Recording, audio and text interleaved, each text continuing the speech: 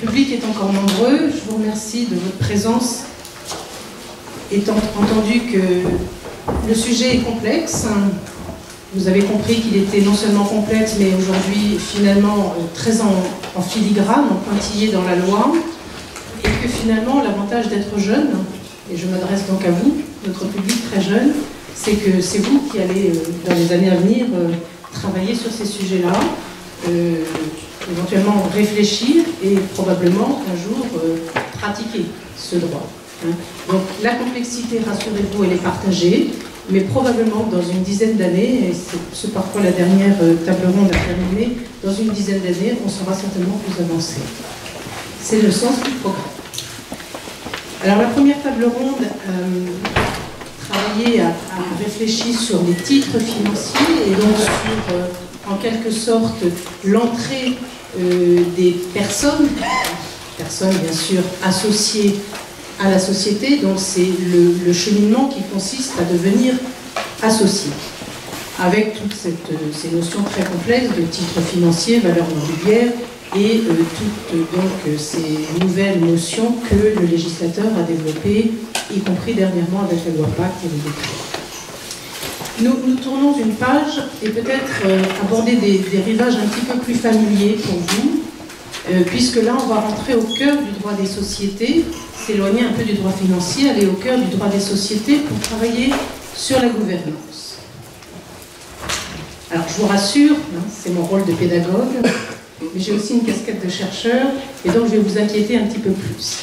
Parce que si, pour les titres financiers, on dispose désormais d'un cadre juridique, avec toutes les failles et les trous qu'il comporte et les lacunes qu'il comporte, en droit des sociétés, il n'existe pas de cadre juridique à l'heure actuelle en lien avec la technologie blockchain. Donc, ce seront des notions qui vous sont plus familières, puisqu'il n'y a pas de nouvelles notions, mais on fait aussi un petit bond dans l'avenir, parce que finalement, tout restait à inventer. Et c'est vrai que lorsqu'on a réfléchi à la notion de blockchain, c'est un petit peu en réaction à ce qu'on entendait dans le public, à savoir la blockchain, c'est intéressant, c'est sécurisant, c'est encore mieux que ce qui existe. Et en tant que chercheur et juriste, on a eu cette, je dirais, réaction naturelle de s'interroger et de se poser la question de savoir si c'était si sécurisé que ça, si bien, si prometteur.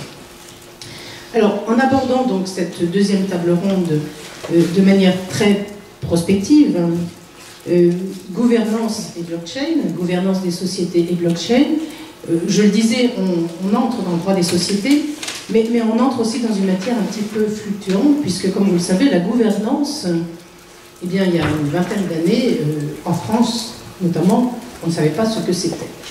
Alors aujourd'hui, tout le monde parle de gouvernance, tout le monde ne sait pas très bien de quoi il parle. En droit des sociétés, on a quand même des théories de la gouvernance qui, bien sûr, sont mises en œuvre, qui parfois évoluent, et c'est sur ce point précis de la gouvernance qu'on a souhaité travailler en tant que juriste.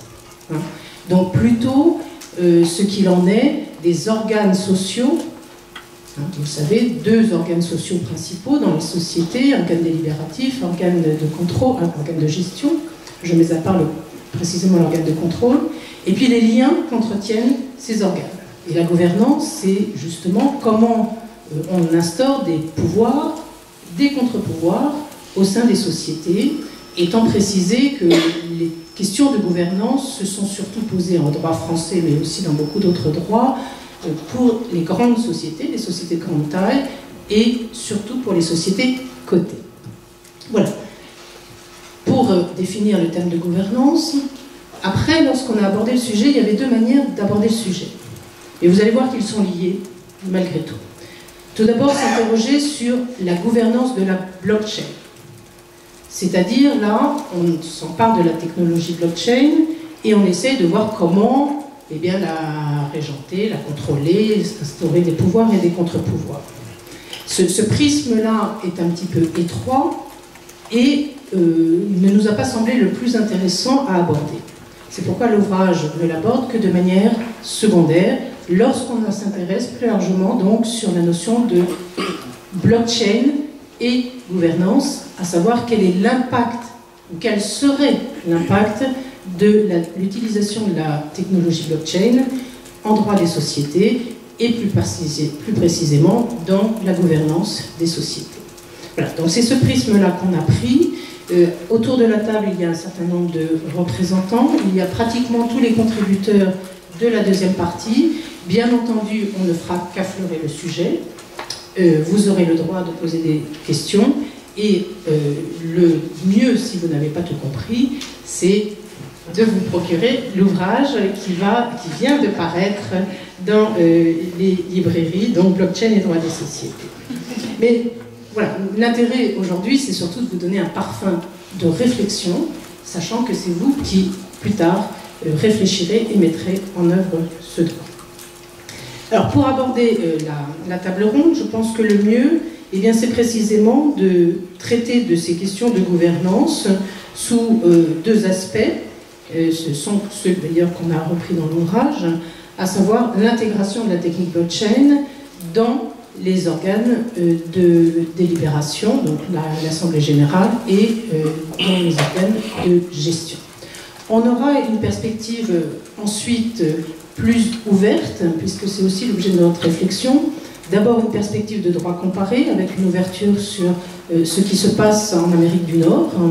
Et puis aussi, on terminera sur, je dirais, une réflexion alors de plus en plus prospective sur la question d'un cadre juridique adapté à la blockchain et au droit des sociétés, étant entendu qu'aujourd'hui, lorsqu'on parle d'un cadre, on parle bien sûr du cadre répressif, mais de plus en plus, notamment en droit des sociétés, et plus particulièrement avec les dernières évolutions législatives, on parle aussi de prévention.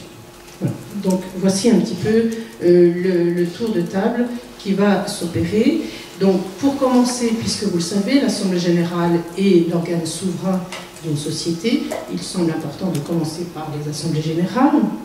Et à ce titre, je me tourne donc vers les deux contributeurs qui ont travaillé sur la technique dans les assemblées générales, donc la technique notamment du droit de vote, et puis plus généralement les droits attachés aux associés ou aux actionnaires.